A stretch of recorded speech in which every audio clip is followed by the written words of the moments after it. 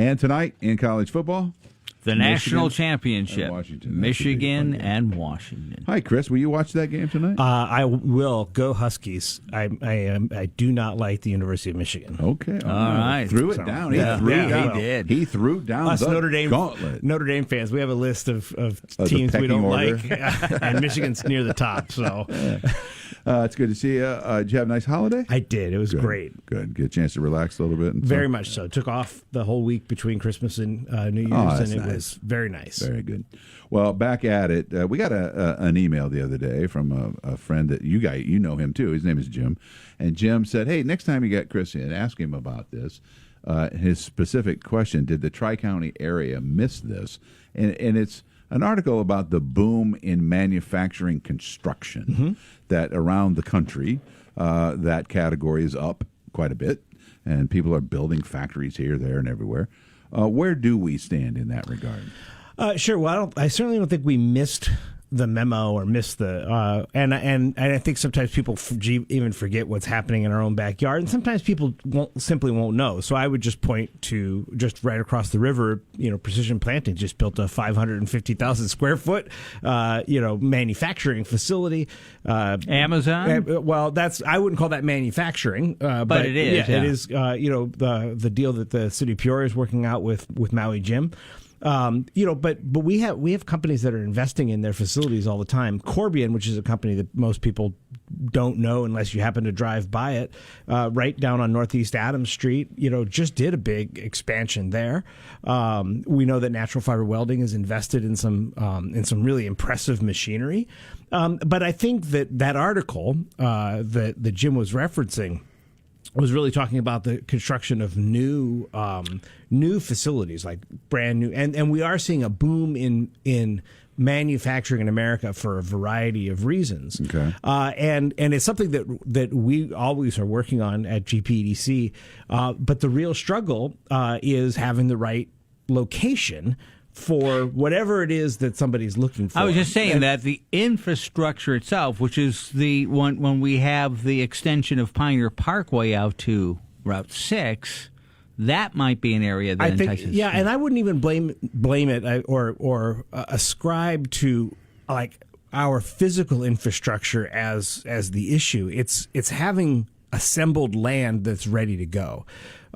So we have lots of, we're blessed with lots of farmland right around here. Sure. But we need to be identifying, and we're working on this, identifying areas that could be good industrial areas that are close to power, close to rail, maybe close to the river, depending on what we're looking for, but also far enough away. So the Pioneer Park extension is a great example of an opportunity to unlock some land for what I would think of as more light industrial purposes, because there's a golf course there, there's lots of houses around there, so you aren't going to want to put a battery factory or an EV, electric vehicle, parts distributor, those sorts of things you need to have in an area, that is properly zoned. So I think those are one of the things we're always struggling with is, do we have the right sites and buildings to match up with what the market is asking for, at the moment? And so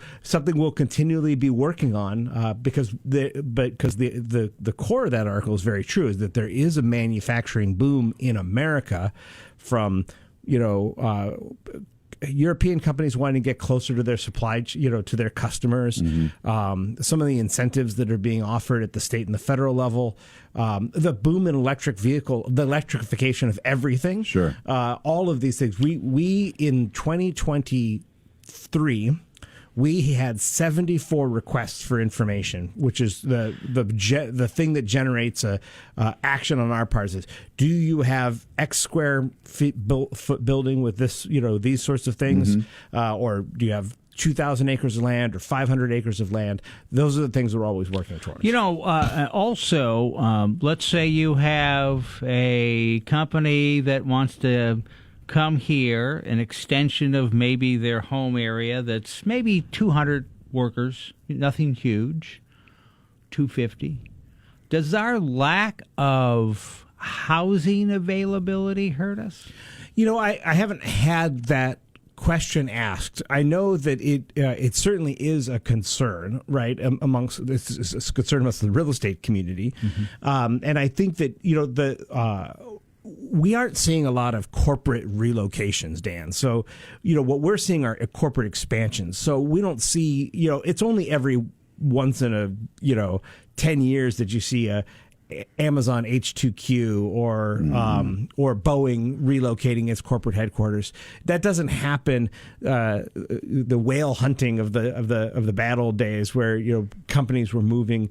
It does happen, right? But the reality is, what we're seeing right now is expansion. And in that case, what you really look is how prepared are you to have your local workforce be able to be available for those jobs that are happening. Got it. Separate matter has to do with the deadline of January 11th. That's coming up in a couple of days, 3 days. And that is, I'm going to do my best to describe it. It's an additional opportunity that presented itself through the state, I believe. Yep. To help some people who weren't previously helped during COVID. Right.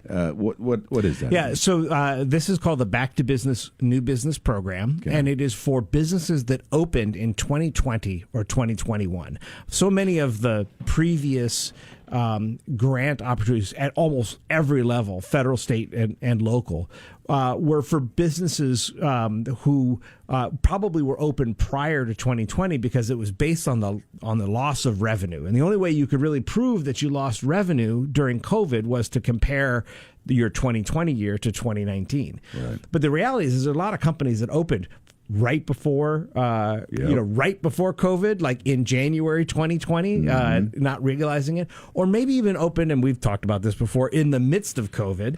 And so this is an opportunity for them to to get some support, recognizing that some of whether they were regulatory barriers like masking or social distancing or temporary closures, or just the state of the economy during those 2 years, kind of what they think of as the throes of COVID.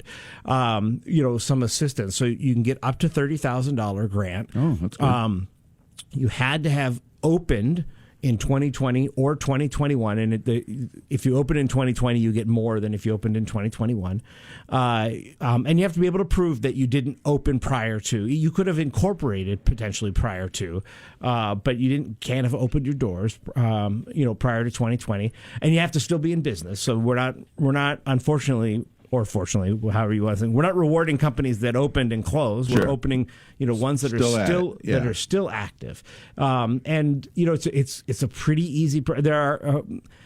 It's not for every business, and you can go to our website, GPEDC and you can go, that'll take you to all the rules and regulations. Okay. This is for specific types of industries. Think of this as personal care, retail, a restaurant, things that were open to the public that may have been, their revenue may have been impacted, reduced because of the COVID mitigations at the time. Got it. And go to gpcovid.com. Right. And midnight on January 11th, and there are no extensions. Right. And if you're listening to this radio station, I just bought a bunch of advertising because we want everybody to know. So you're going to hear it at every break probably in the next couple of days. And you said it doesn't take a tremendous amount of time. No, I think it probably if you have all of your paperwork in order, it'd probably take you 45 minutes to apply. That's worth it. Easiest $30,000 you might get for 45 minutes of your time. No kidding. Good to see you, sir. Thank you. Have a great rest of your week. That's Chris Setti from the Greater Peoria Economic Development Council.